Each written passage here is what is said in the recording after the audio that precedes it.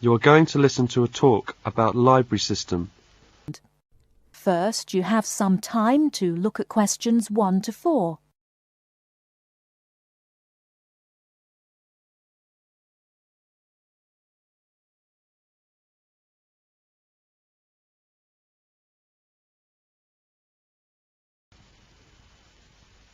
Right, everyone, my name is Kathy Smith. I'd like to give you a brief introduction about the library system. Every good student should learn how to use the library. If you have to do a research project, the library is the place to go to for information. Libraries contain books and periodicals, magazines and newspapers on many different subjects. To find the information you need, you must know how to use the library. All libraries are organised in much the same way. Every library houses a collection of books. Many libraries also have periodicals, films and records. All the books in a library can be classified under 2 main categories, fiction and non-fiction. Books of fiction contain stories that were made up by the author. Books of non-fiction contain factual material. When doing research, you use non-fiction books because you are looking for factual information. All the fictional books in a library are grouped in one section. They are arranged alphabetically by the last name of the author. Many libraries also label the spines of all books of fiction with the letters FIC or F. All libraries have a system for organising and classifying non-fiction books. The most widely used system is the Dewey Decimal System. It was designed by an American librarian named Melvin Dewey.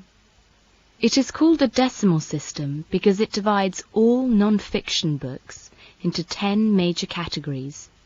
These are further divided into subdivisions. Before you hear the rest of the conversation, you have some time to look at questions 5 to 10.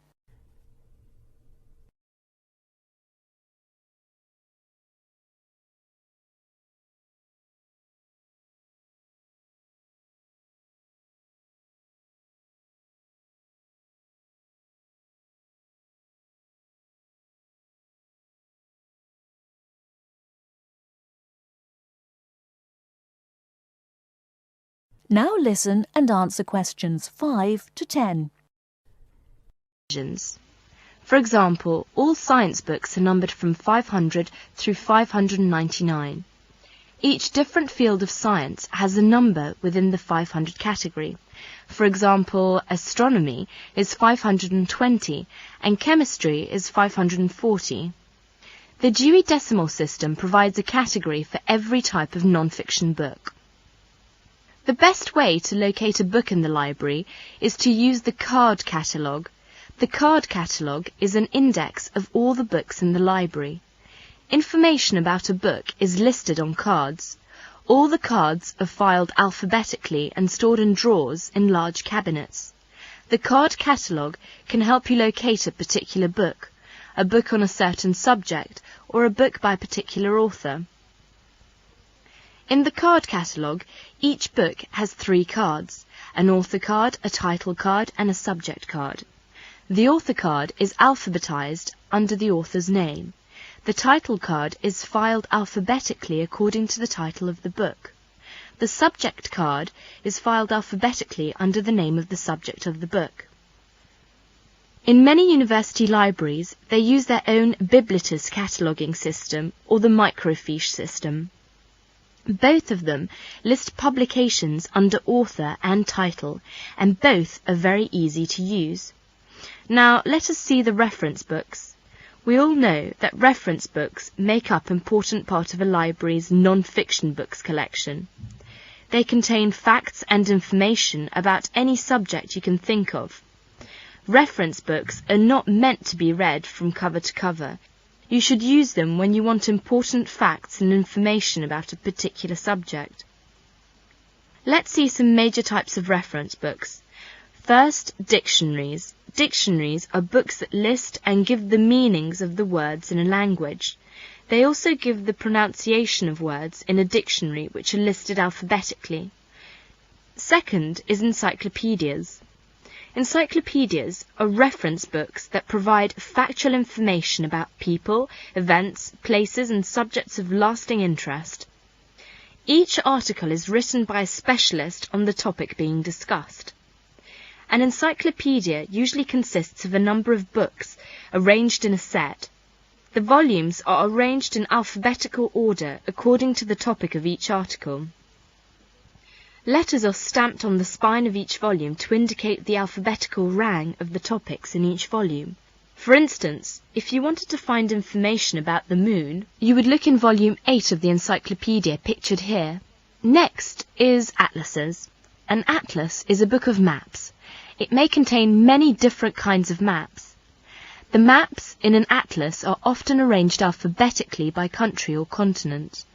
Almanacs are also a type of reference books. An almanac is a book that contains recent statistics and summaries of information on a wide variety of topics. It is published annually. Information is listed alphabetically by subject.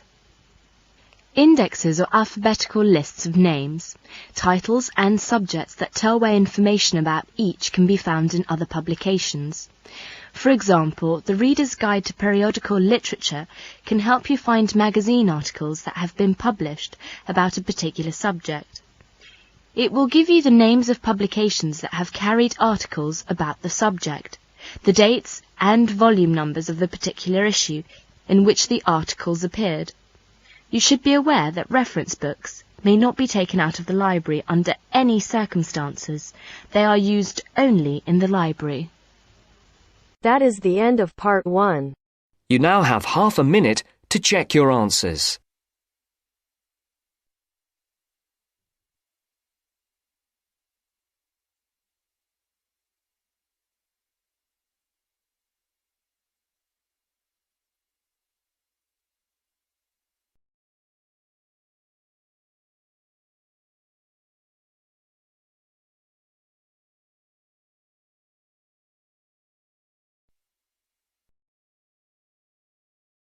Now turns to part 2. Part 2. First, you have some time to look at questions 11 to 16.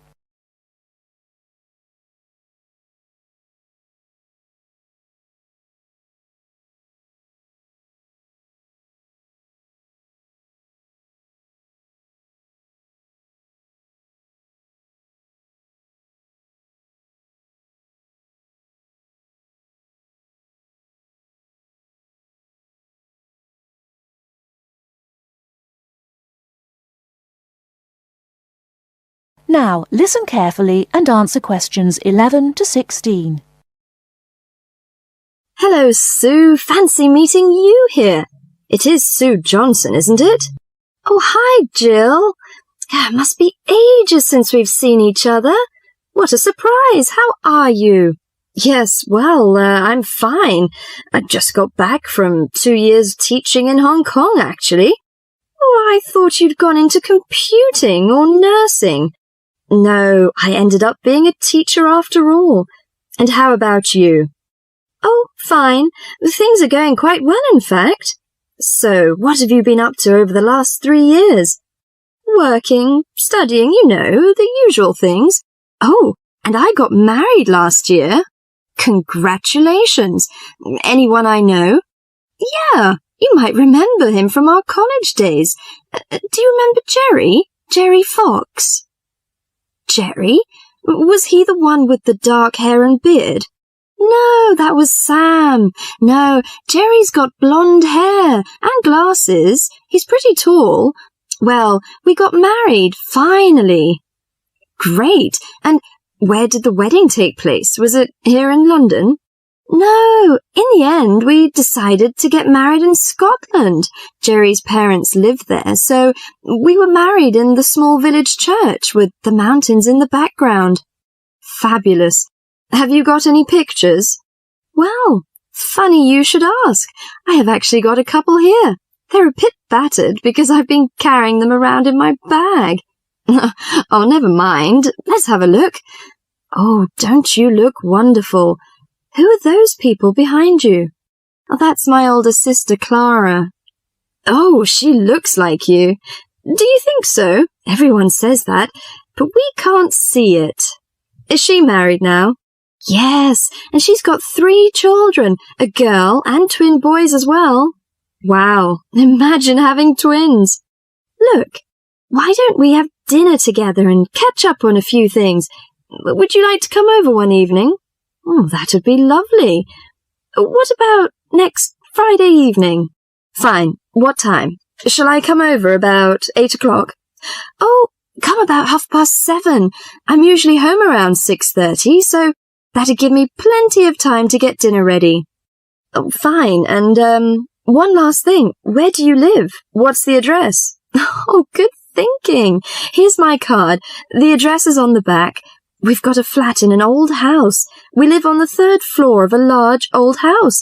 The house has been converted into flats, so when you arrive, you'll need to press the bell, second from the top.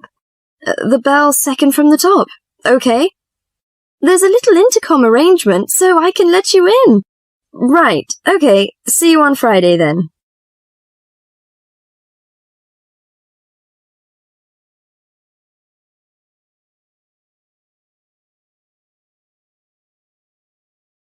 Before you hear the rest of the talk, you have some time to look at questions 17 to 20.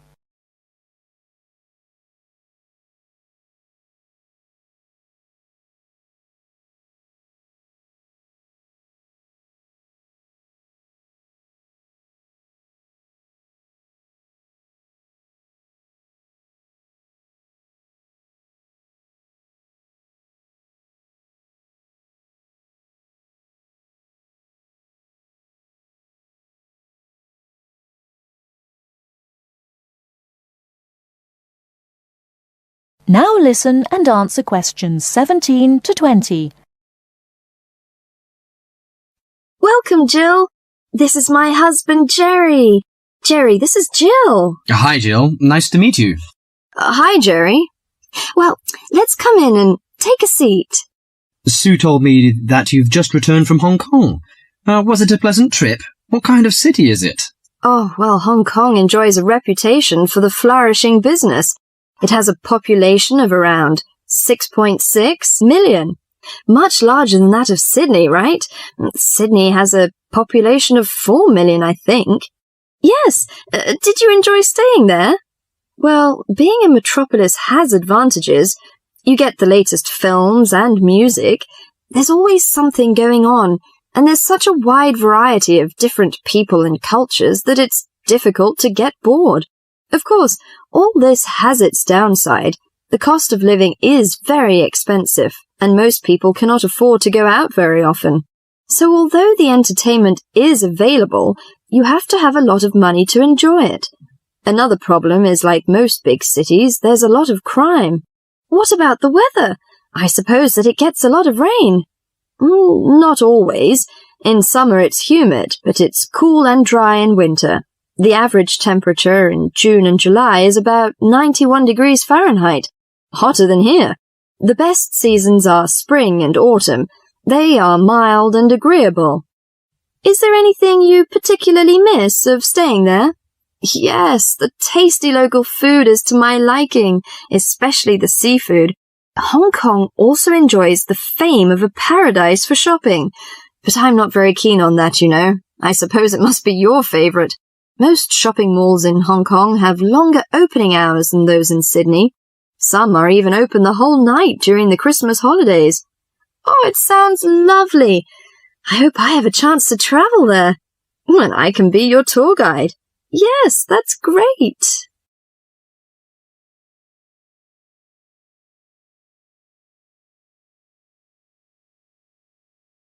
That is the end of part 2.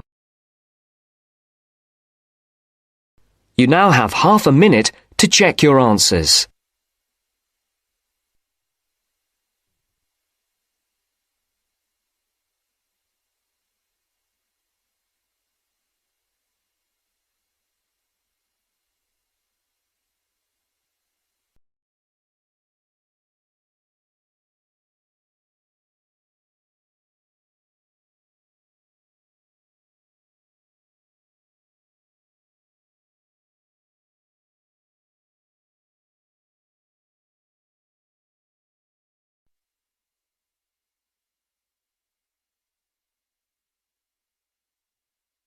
Now turns to part 3.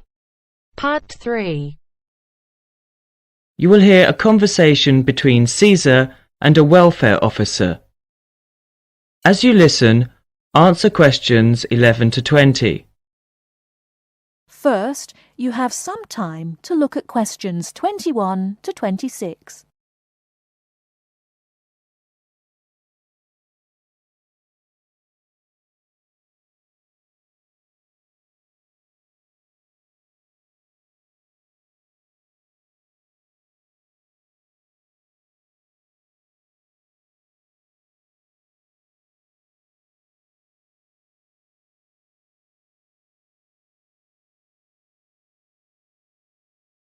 Now listen carefully and answer questions 21 to 26.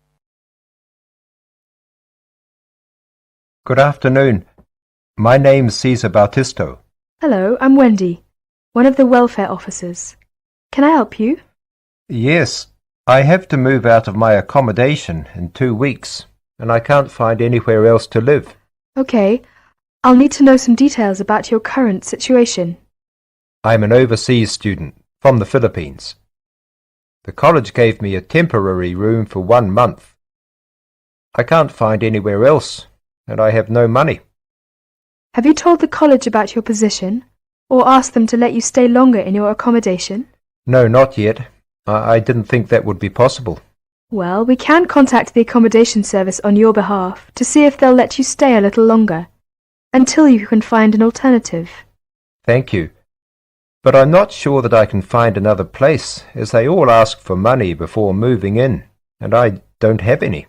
Yes, it is usual in this country for landlords to ask for up to a month's rent in advance. Don't you have any money at all? Hardly any.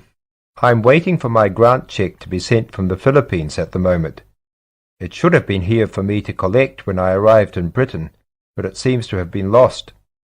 You can apply for emergency loan from the union if you want. The loan can be for up to £200, and we ask for a post-dated cheque for the same amount to be given to us, so that we can recover the money once you receive your grant cheque. That would be very good.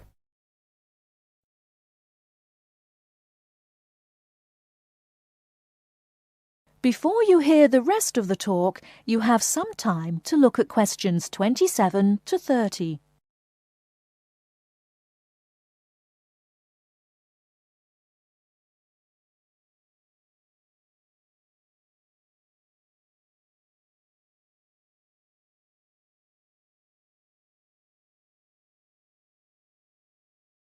Now listen and answer questions 27 to 30.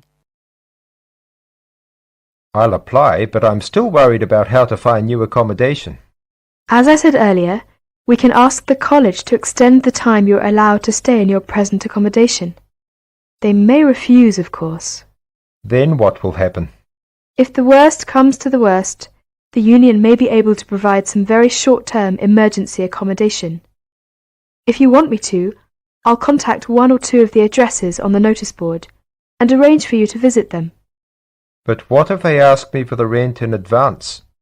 I only have £90 left, and I need that for food and books. It'll be all right.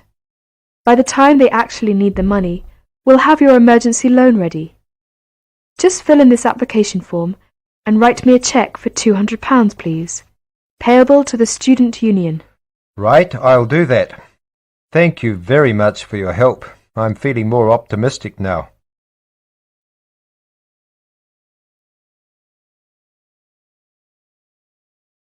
That is the end of part 3.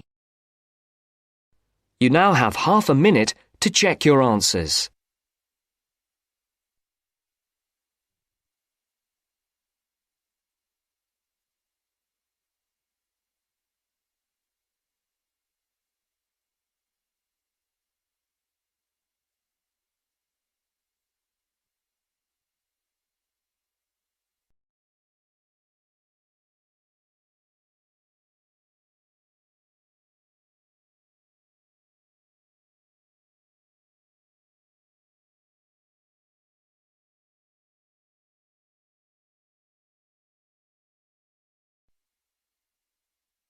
Now turns to Part 4. Part 4. You are going to hear a talk about the English policeman. As you listen, complete the notes below. First, you have some time to look at questions 31 to 40.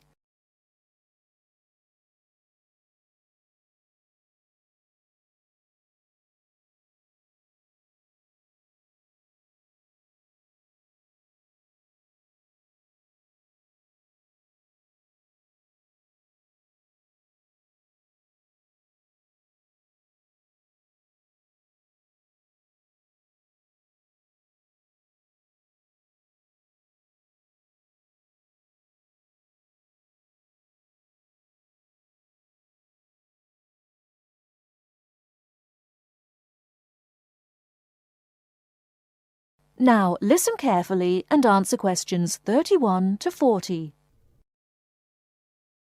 The English policeman has several nicknames, but the most frequently used are copper and bobby. The first name comes from the verb to cop, which is also slang, meaning to take or to capture, and the second comes from the first name of Sir Robert Peel, the 19th century politician who was the founder of the police force as we know it today. An early nickname for the policeman was Peeler, but this one has died out. Whatever we may call them, the general opinion of the police seems to be a favourable one, except, of course, among the criminal part of the community, where the police are given more derogatory nicknames which originated in America, such as Fuzz or Pig. Visitors to England seem nearly always to be very impressed by the English police. It has, in fact, become a standing joke that the visitor to Britain, when asked for his views of the country, will always say, at some point or other, "I think your policemen are wonderful." Well, the British bobby may not always be wonderful, but he is usually a very friendly and helpful sort of character.